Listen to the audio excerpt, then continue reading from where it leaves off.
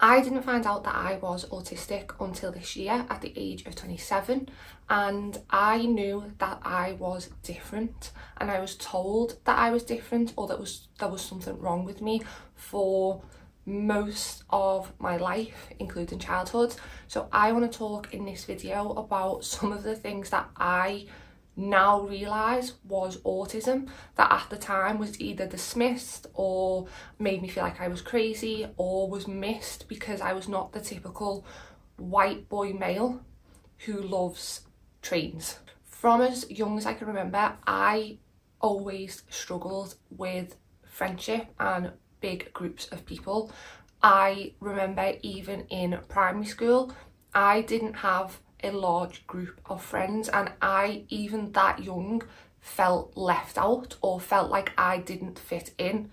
I would have some friends, but I was never the best friend in the group. I was never the main person that has another friend who are best of friends, and I was also never in a really big friendship group. The older I got, even in primary school, I knew that I didn't fit in. I was odd. People would start to notice, I think, when you get to a certain age.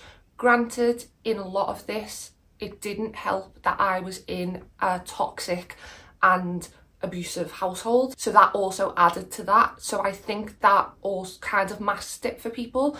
Adults knew there was a lot going on at home, so maybe that's why I acted in the way that I did, and they also, other kids kind of pick up on that, so it could kind of be dismissed as that. As I went into secondary school, this continued.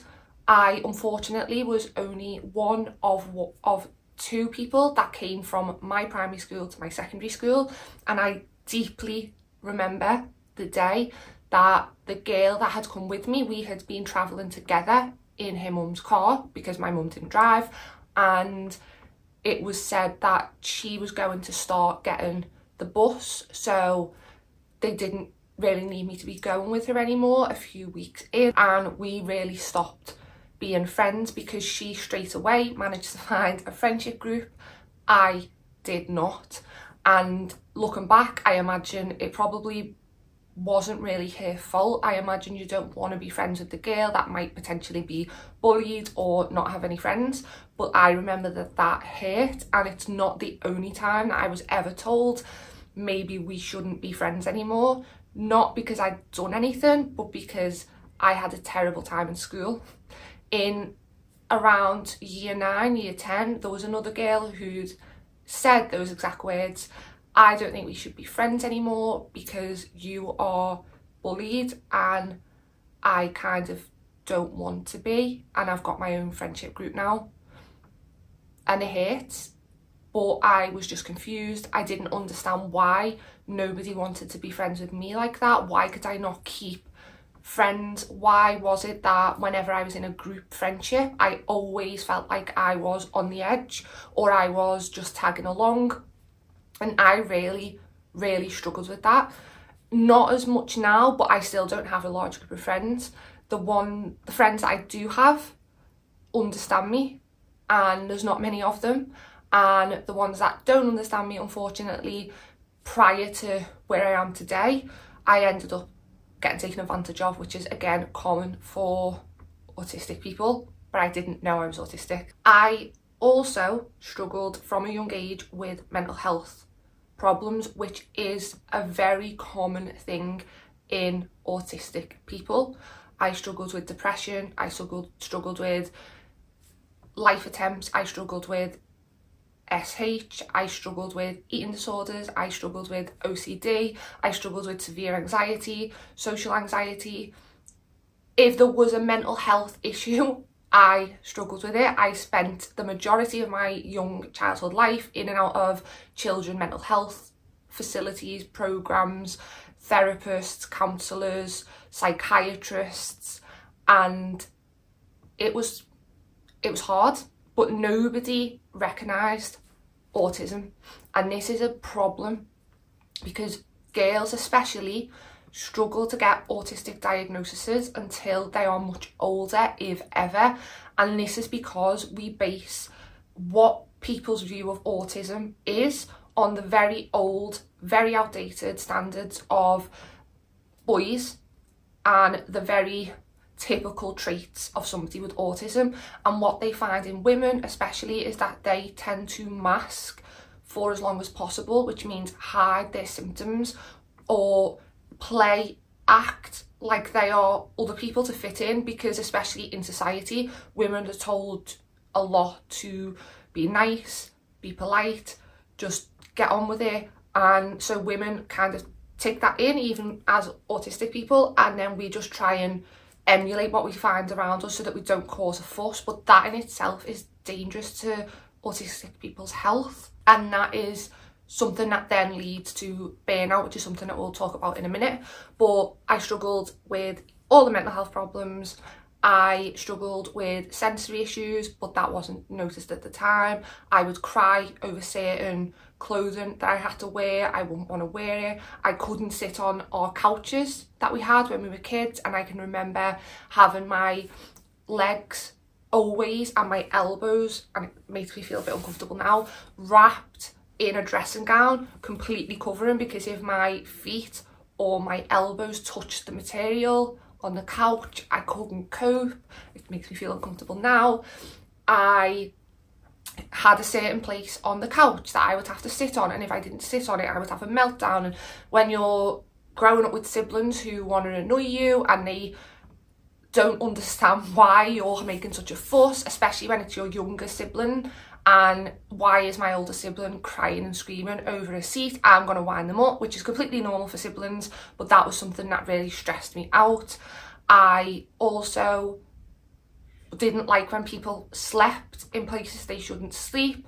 I would have a meltdown. So if my sister tried to come home and have a nap on the couch, I would just completely melt down, because you're not supposed to sleep on the couch, you're supposed to sleep in bed. If people were falling asleep and they were not where they were supposed to be in bed, I would really get stressed out and have a meltdown. If plans changed, I would have a meltdown.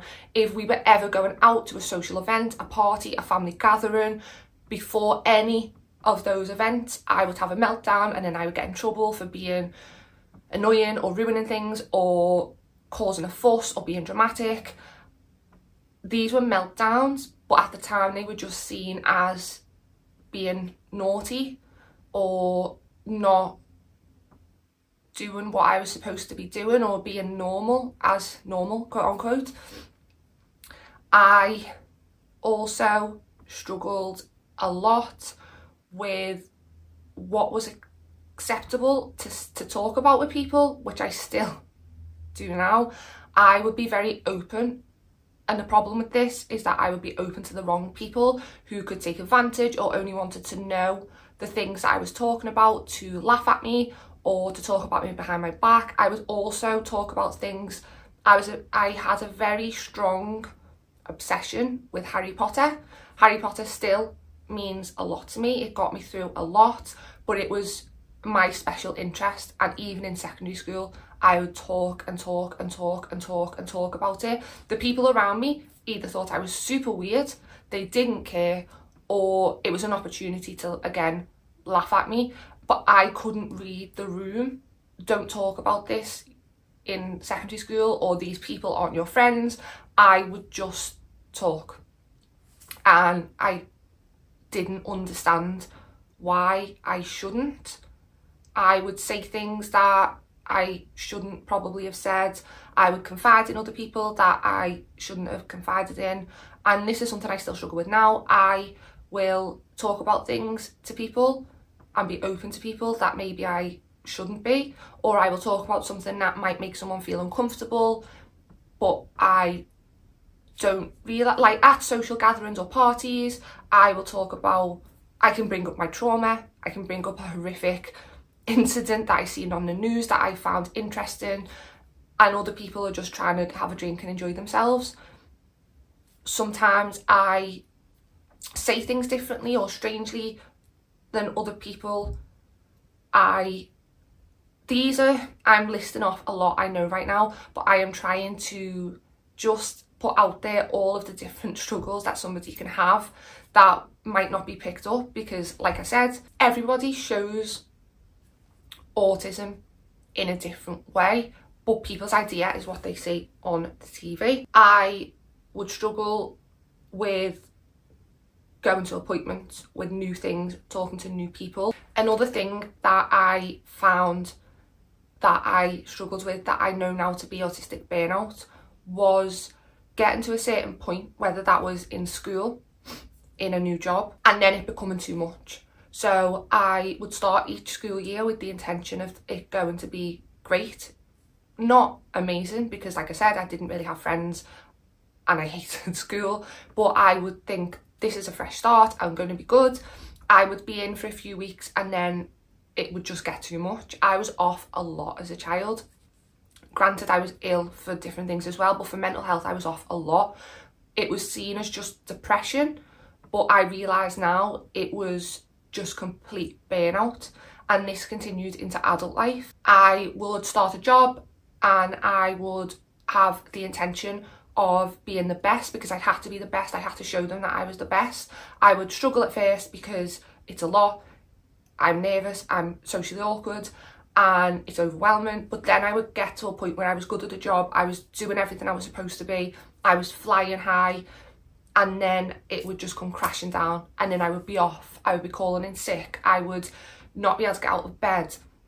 And I couldn't understand why I couldn't just do life like everybody else. How did everybody seem to get up every day and come into work and interact with people and do the job and go home and make the food and get a shower and wash the hair and tidy up and get dressed and then do it again the next day? How was everybody doing that without just completely combusting and just not being able to get out of bed and not being able to do anything? I've learned since, this is called autistic burnout, and it is when an autistic person's needs are not met or they've gone undiagnosed, so they've got nothing in place to support them, and they can only go for so long before their body just gives up, their brain gives up, they combust basically. And this is something I have had to accept and understand, because it's something that I've always felt so guilty about, and I am still trying to understand it, to try and prevent it happening as often as it has done in my life. So if you want a video about that, then please do let me know down below. Another thing that was actually one of the reasons why I believed I couldn't be autistic, because of the stereotype of autistic people not having empathy or not being able to understand other people. I have very strong empathy to the point that it affects me in my daily life. If somebody's mood is slightly off, I feel that, and I cannot help but feel the same as that person. I see things happening in the news and to other people. I see someone sad, I hear something that's happened to someone that's made them feel bad, and I take on those emotions so strongly. I also can't understand things like racism and homophobia and things that just don't make sense to me. Hate for no reason, or a lack of understanding. And I don't mean, like many people would say, like virtue signaling. I don't understand it. It is something that stresses me out on a daily basis. I don't go on Twitter, X, because I see comments and it will impact my entire day, because I just don't understand it. I don't understand how people can think like that or not care about people, make awful comments about people for no reason. When I can't justify that in my own head. I also became a vegetarian when I was 8 years old, because I watched a documentary about where our meat comes from, and nobody in my family was vegetarian. I didn't know any vegetarians, and back then it was, I know there's a lot of people that are vegetarian and vegan now, and there's so much option, but at the time it was very rare. And when I was still in primary school, and they kind of thought that it was going to be a phase, and they kind of would laugh, and I remember the dinner ladies would laugh, and sometimes they wouldn't have a veggie option. It would be like it'd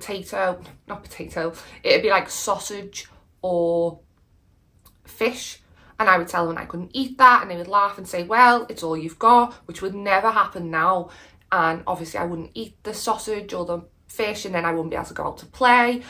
But that was, looking back, my very strong sense, or my strong empathy, because it was unusual for an 8-year-old, never mind an 8-year-old who's never met a vegetarian, who's none of her family members are vegetarian, to one day say, I am going to be a vegetarian, and then stick with that. I'm still a vegetarian to this day. That's odd, or it was back then.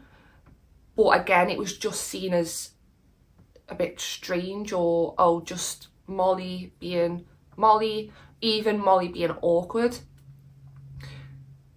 I feel like I've just spoke, but there's just so many things that I want to say. All in saying, I think I'm probably gonna have to make a part 2, because I feel like I've just been talking, and I don't think anybody wants to listen to me talk for this long. So I will put this video up, but I will do a part 2 at some point. I can also talk about getting diagnosed as an adult, because I know it is difficult, and what that looked like for me and what it looks like for other people. And I can talk about my other mental illnesses in relation to autism, and how I'm doing now, and things I do differently, how people reacted or didn't react to my diagnosis. So there's lots of things that I would like to talk about. I just feel I am at a stage where I am comfortable and happy to come back and start talking about things and be myself.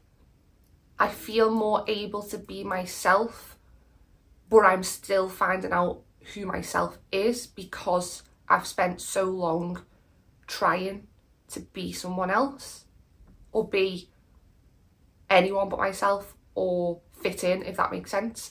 So that is everything for now, but please do leave your comments down below. Please like and subscribe, it really does help the channel. But for now, wherever that you are, I hope you have a lovely morning, day or night, and I will see you again next time. Bye!